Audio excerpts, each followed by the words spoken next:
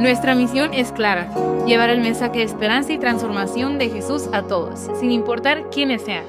Discipulamos, guiamos y crecemos en la fe, porque sabemos que cada uno de nosotros tiene un propósito en Cristo. Oramos para que tu corazón sea renovado y tu fe fortalecida hoy. Vamos a poner en manos de nuestro Dios este tiempo. Padre, te damos gracias por este tiempo. Gracias porque tenemos la oportunidad de juntarnos, Señor, de tener este lugar para alabarte, para bendecirte. Te pedimos, Padre, en esta hora por este mensaje, Señor, que tú tienes para nosotros. Te pido, Señor, que tú me des una doble unción, Señor, una doble porción para poder transmitir este mensaje tuyo hacia tu pueblo, hacia tu iglesia. En Cristo Jesús, amén. Y bueno, este mensaje está basado en Isaías 6, del 1 al 13. Ahorita en un momento lo vamos a leer. Pero a manera de introducción, yo quisiera recordar un poquito, para meterlos en contexto, acerca de la primera predicación. Se trató, nuestro hermano Javier estuvo hablando de santificar nuestros sentidos, santificar nuestro cuerpo, nuestro pensamiento, nuestras familias, que es necesario vivir en un sacerdocio santo, vivir vidas puras, con frutos permanentes. La santidad es una doctrina que no es negociable, es absoluta. Eso es lo que estaba predicando el pastor Javier. La justificación no es negociable. Tenemos que vivir en santidad y estamos viviendo ahora en la etapa de los no negociables de Dios. Posteriormente el pastor Pedro estuvo compartiéndonos acerca de cuando nos enfrentamos al mundo, vamos a tener rechazo, porque cuando se trata de vivir vidas santas, de apartarnos del pecado, o sea, ellos, la gente, no van a querer ni escuchar el mensaje. Muchas veces los mensajes son con cierta ligereza, y es lo que también decía el pastor. Dice, nos estamos enfrentando también a una falta de santidad, incluso en los pastores, incluso en liderazgo, es decir, dentro de la misma iglesia, en predicaciones con ligereza, en cómo a poco se ha diluyendo, en cómo vemos el pecado. Nos estamos acostumbrando a ver el pecado como algo sencillo, como algo que es poca cosa. Eso es lo que nos estaba predicando el pastor. Y hay una razón, porque muchas veces nosotros estamos viniendo con la esperanza de venir a la iglesia a solamente escuchar lo bonito. Sin embargo, si nosotros hablamos de la santidad de Dios, tenemos que hablar también de la justicia de Dios. Porque ahorita vamos a ver en Isaías cómo Dios le dio a Isaías un mensaje, pero para que fuera de juicio. No va a ser algo bonito, va a ser algo duro, algo pesado. Incluso esa predicación va a ser un poquito dura, pesada. Hace un momento recibí un comentario y me dijeron, hablar de la santidad es duro, es difícil, es complicado.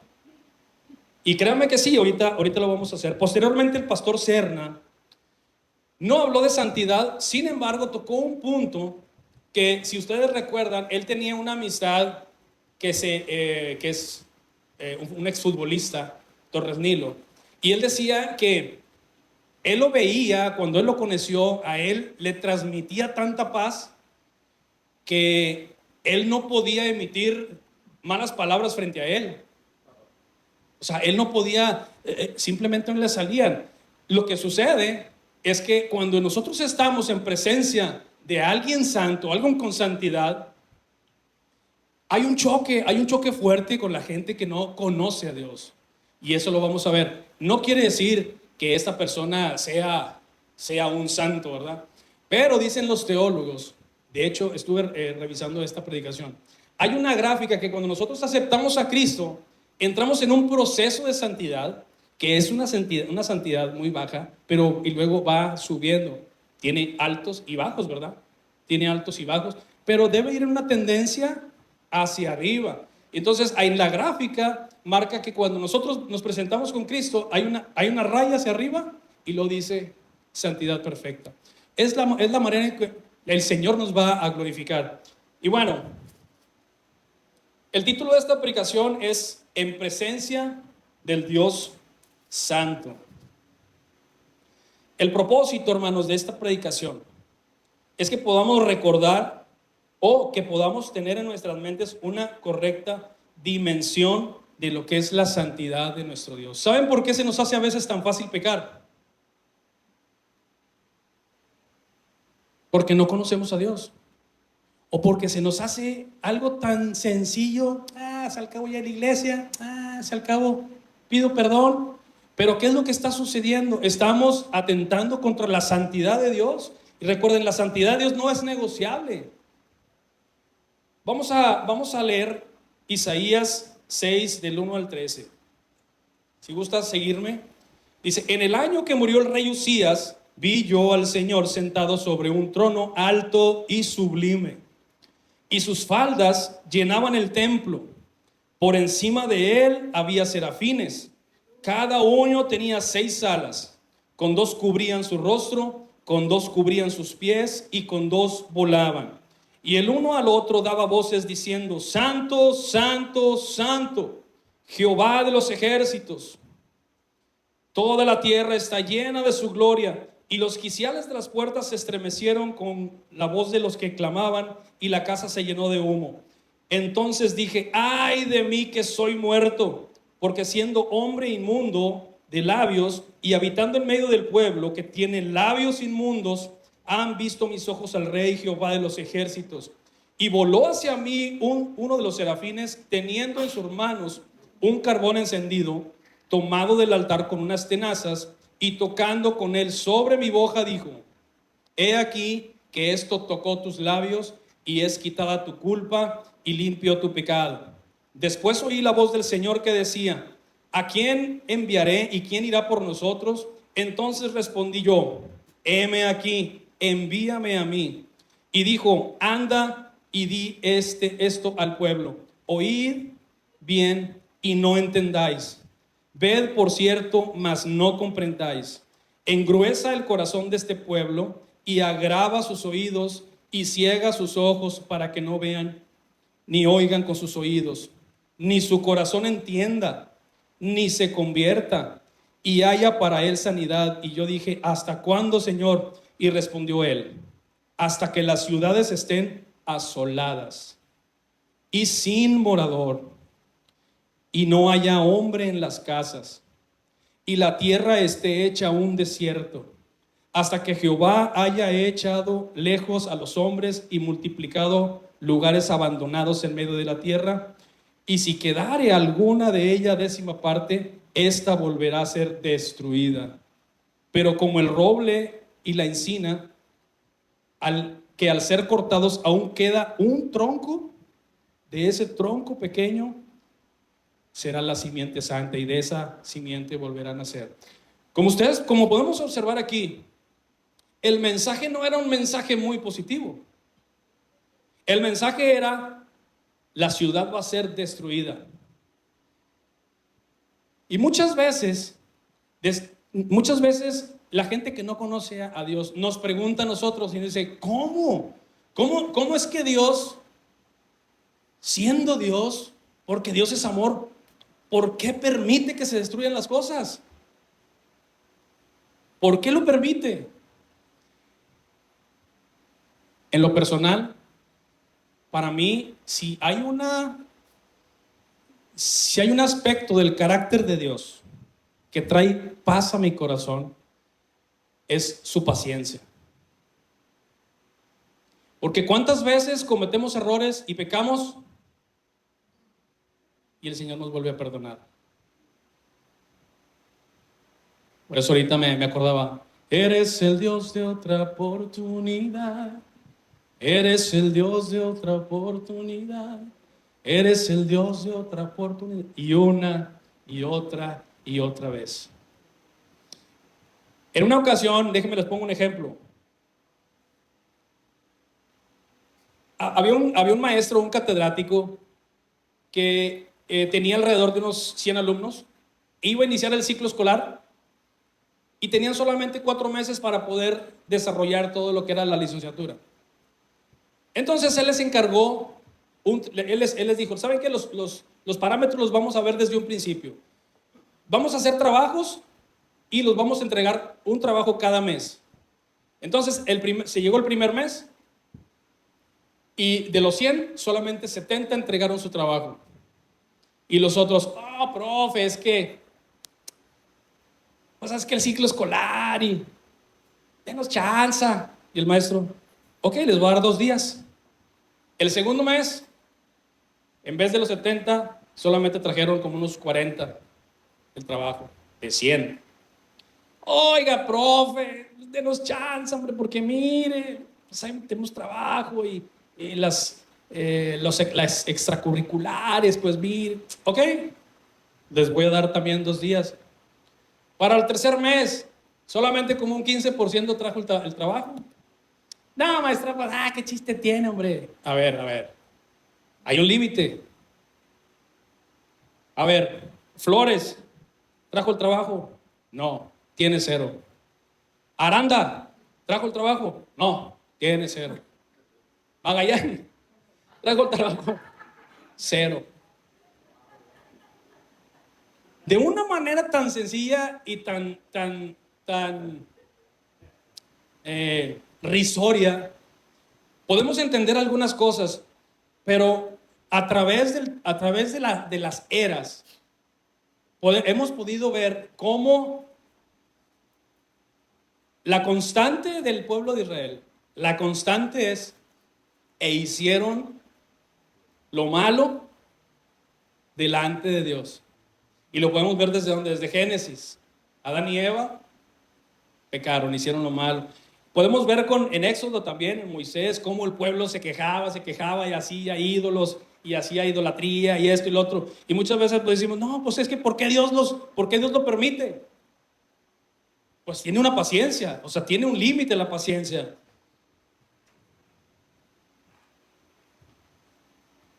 Ok, ahí. El siguiente punto lo quiero tocar como los negociables de Dios. Sed santo porque yo soy santo. Muchas veces tocamos la palabra santo y decimos, ¿cuál es la definición de santo? La definición de santo es solamente separado, apartado, mantenerse apartado con pureza. Pero esa palabra santo es una definición muy, muy pequeña, muy sencilla, pero tiene una profundidad divina. O sea, hay cosas que nosotros la podemos ver, la podemos escuchar, la podemos traducir, pero realmente el trasfondo es mucho, mucho más grande de lo que nosotros pensamos. Fíjense, ahí en el relato del rey Usías decía, en el año en Isaías, decía, en el año que murió el rey Usías. El rey Usías reinó sobre Judá, reinó por 52 años. Asumió el trono desde que tenía los 16 y pudo guiar por una década de las más doradas que pudo haber tenido el pueblo de Israel.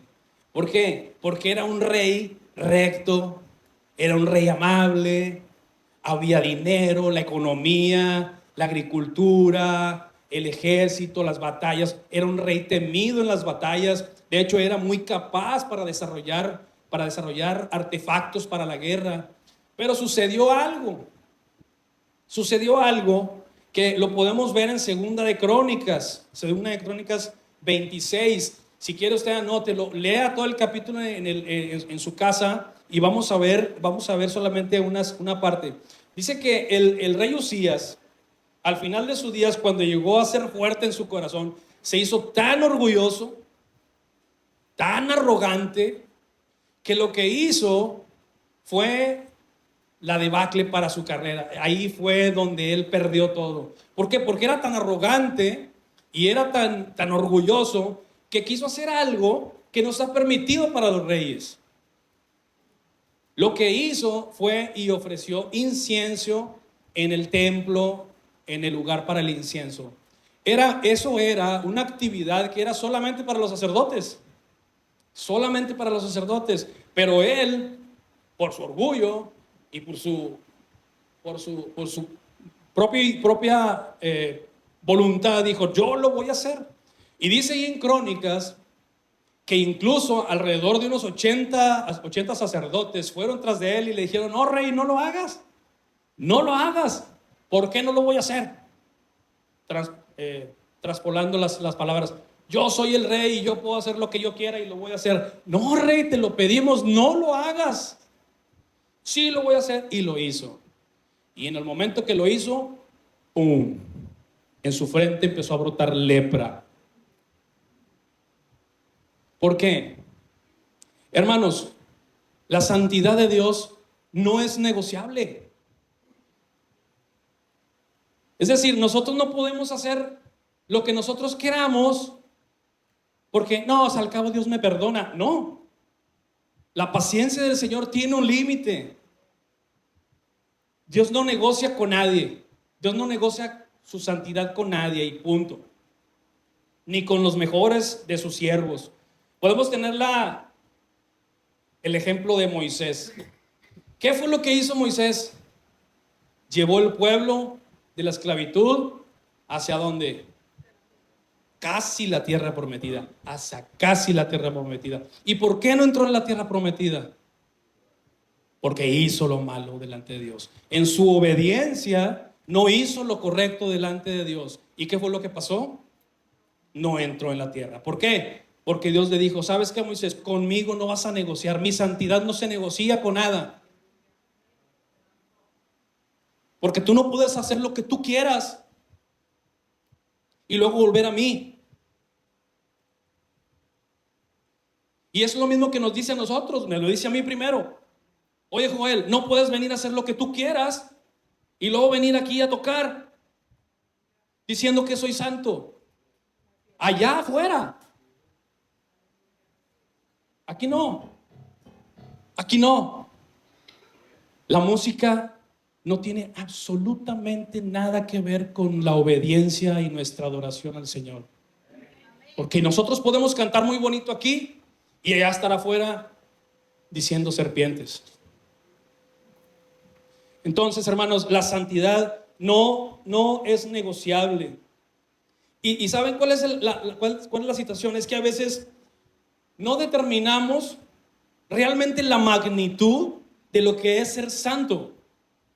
No determinamos realmente a medir realmente lo que es un Dios santo. Miren, vamos a repetir ahí en Isaías 3 y 4.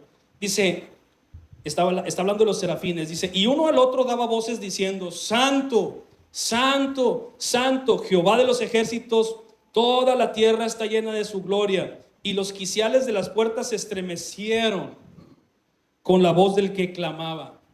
Es decir, eso temblaba entre la presencia de Dios. Cuando nosotros decimos Santo, Santo, Santo, temblaba. Y eso es lo que expresa la palabra aquí al momento de hacer esta aseveración. Fíjense, hay algo muy particular en la escritura, nosotros en el español. Y nosotros usamos, a mí me encanta usar los signos de admiración, subrayar, poner comillas y luego aquí lo poner ojo, flecha.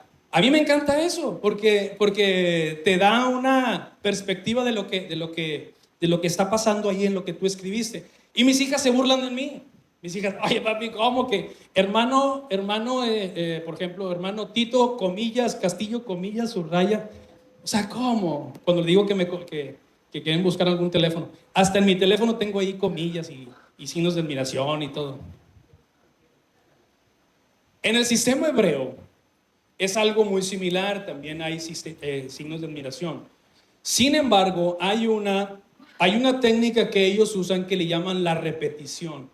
Cuando ellos repiten algo en su lenguaje, quiere decir que le quieren dar énfasis a lo que ellos hablan. Quieren darle énfasis, quieren darle importancia. ¿Cuál es esa importancia? repetir. Por ejemplo, Pablo a las Gálatas, vamos a hacer un ejemplo. Dice, Pablo en Gálatas 1, del 8 al 9 dice, el que enseñe otra doctrina que no es esta, sea anatema, o sea, sea maldito, sea maldito. Y luego ahí en la escritura dice, repito, sea maldito. O sea, no está diciendo sea maldito, repito, sea maldito. No, está diciendo sea maldito, sea maldito. O sea, esa es la entonación que tenemos que nosotros ver cuando vemos repeticiones. Ahora, el Señor Jesús también lo empleó. Hay muchas áreas, pero quiero decir, por ejemplo, Jesús también lo empleó, decía, de cierto te digo, es en verdad te digo, que el que no naciere de nuevo, no entrará en el reino de los cielos. De cierto te digo, antes que Abraham, soy yo. De cierto te digo, el que oye mi palabra y cree el que me envió, tiene vida eterna. Es decir, de cierto, en verdad, hermano, en verdad. Esa es la entonación, con vehemencia, o sea, con ímpetu, para poderle dar la entonación correcta a lo que está diciendo la palabra. Ahora, fíjense, hay un atributo de Dios que a pesar de esa repetición, se eleva hacia la tercera repetición. Y eso es cuando dice, santo, santo, santo. O sea, es lo más alto que se puede llegar. Es un grado superlativo, o sea, es decir, ya no hay más así arriba, ya no hay más. Santo, santo, santo. Ahora, esa es la forma en la que nosotros podemos entender cómo la forma en que podemos entonar, ver la entonación y la importancia que tiene esta palabra.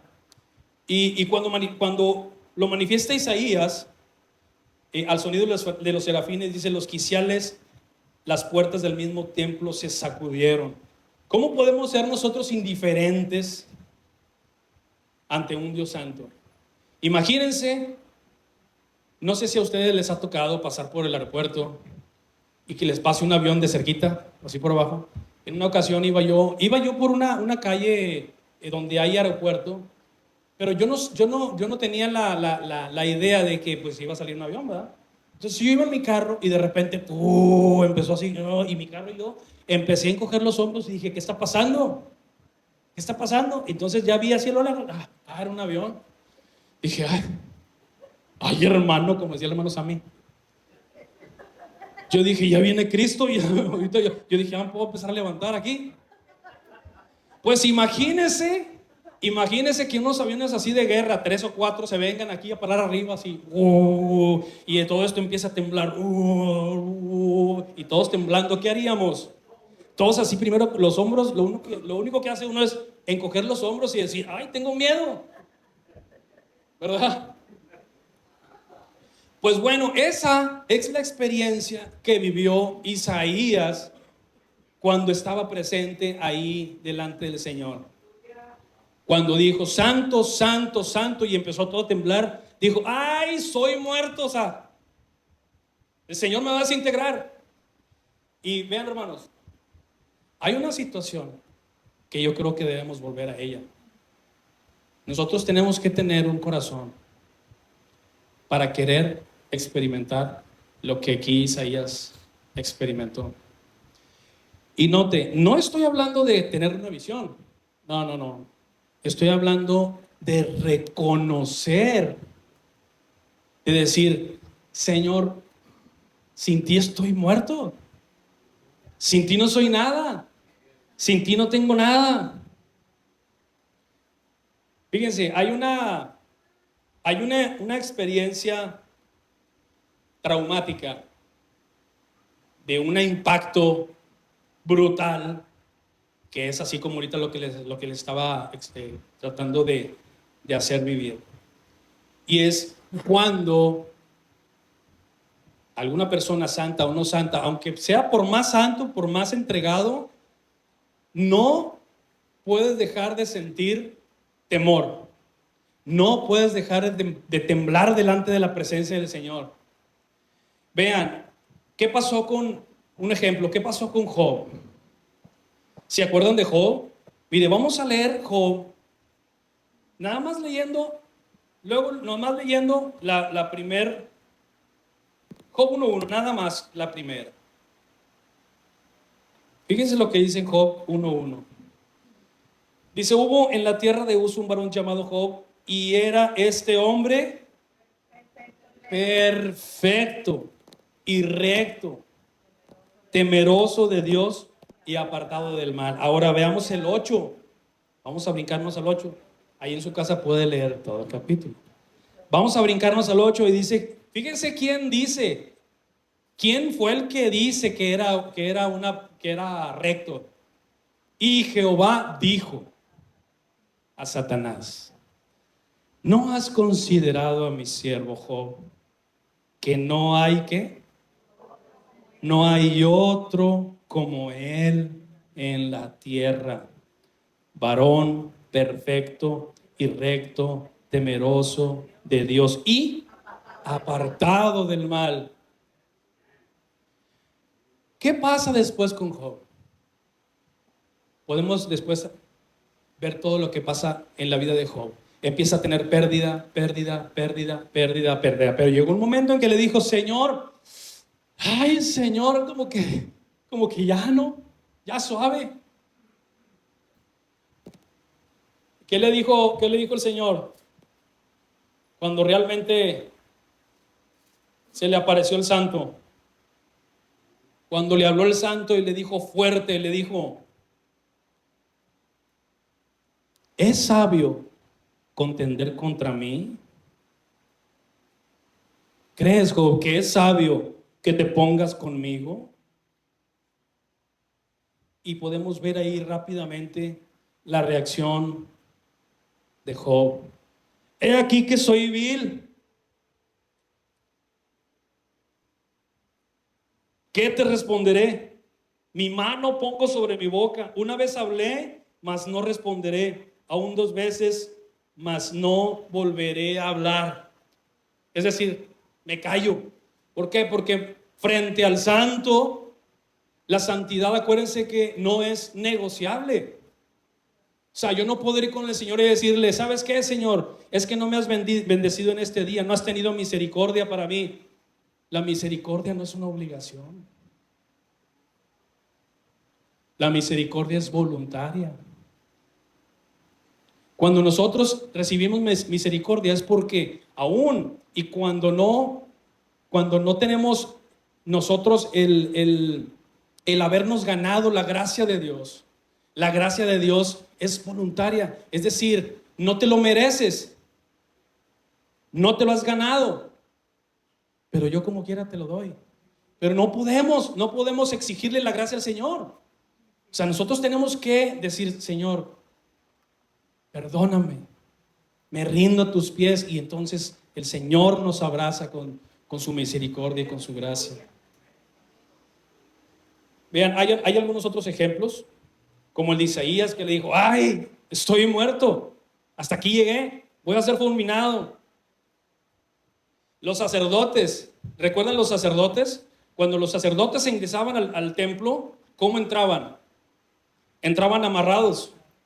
Porque si los sacerdotes no estaban preparados, no estaban con la santidad necesaria, ellos no se habían preparado ellos, y entraban con la presencia del Señor, inmediatamente ahí caían fulminados. Era una campana. Si sonaba la campana, habría que jalarlo porque ya estaba muerto. Entonces, veamos cómo la magnitud y la santidad del Señor no es cualquier cosa. La santidad de nuestro Dios es algo fuerte, algo impactante, algo fuerte, algo traumático, algo que nos deja mal parados frente al Señor. Hay otro ejemplo, y es el de Pablo. Vamos a leer, los invito para que vayan a Hechos 9.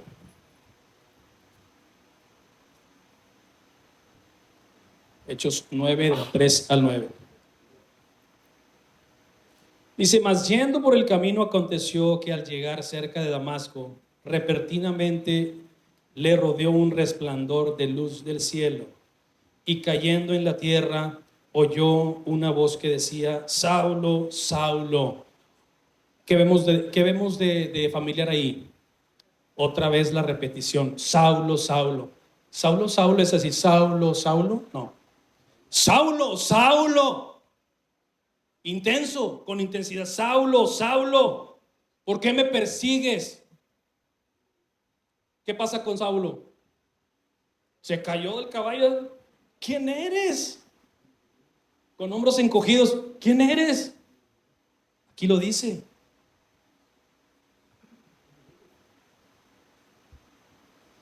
¿Y qué le dice el Señor? Fíjense, aquí lo dice, temblando y temeroso. Temblando, ¿quién eres? Temblando. ¿Por qué? Porque está frente al santo. Y volvemos a repetir, frente al santo, frente a la santidad de Dios, la santidad no es negociable.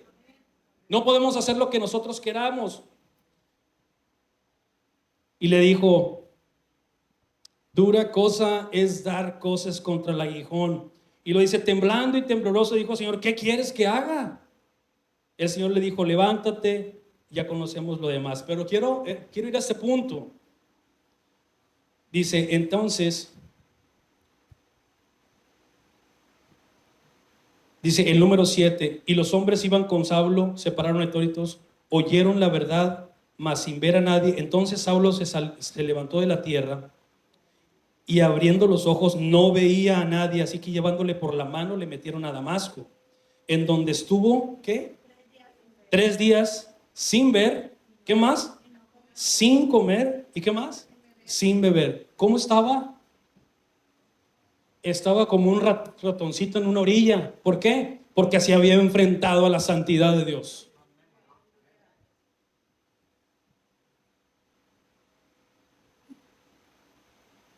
Una vez más, hermanos, les insto, tenemos que volver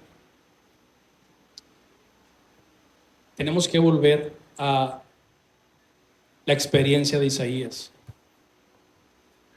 a la experiencia en donde él reconoce que nosotros también que podamos reconocer que necesitamos de nuestro Señor, que necesitamos entender la magnitud,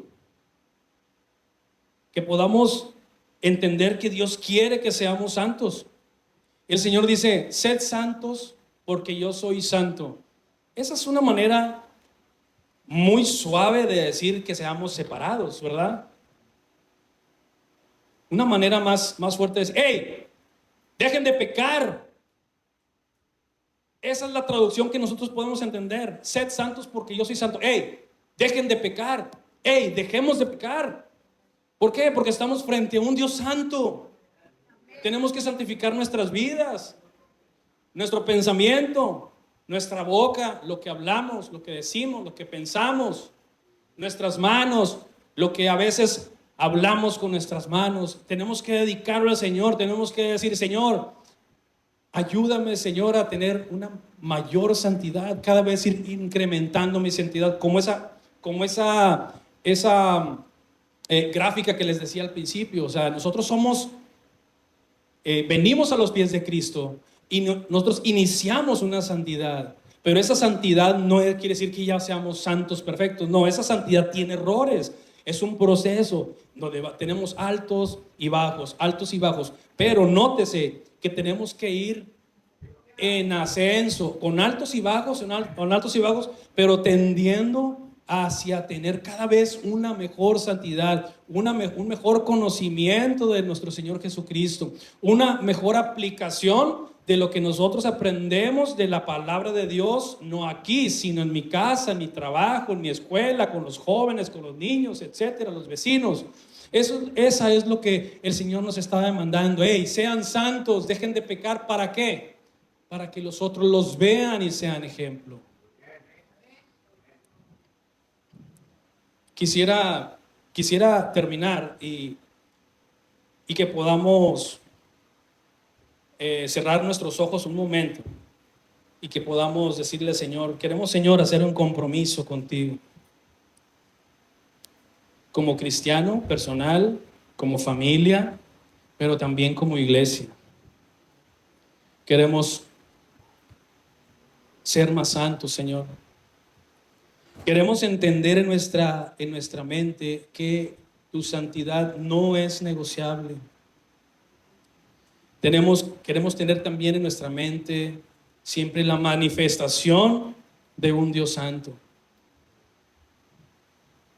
Pero sobre todo recordar que estamos bajo la poderosa misericordia y poderosa gracia de nuestro Señor Jesucristo.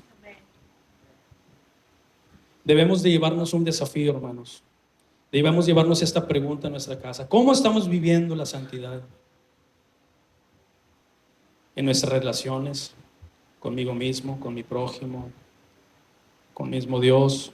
¿Estamos siendo obedientes a los no negociables del Señor?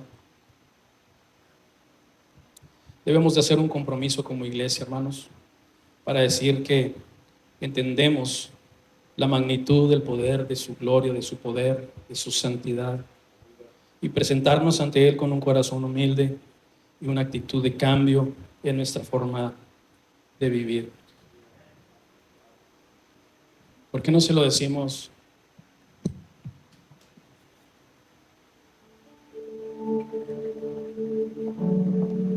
Hacemos hoy ante tu altar compromiso de vivir en santidad.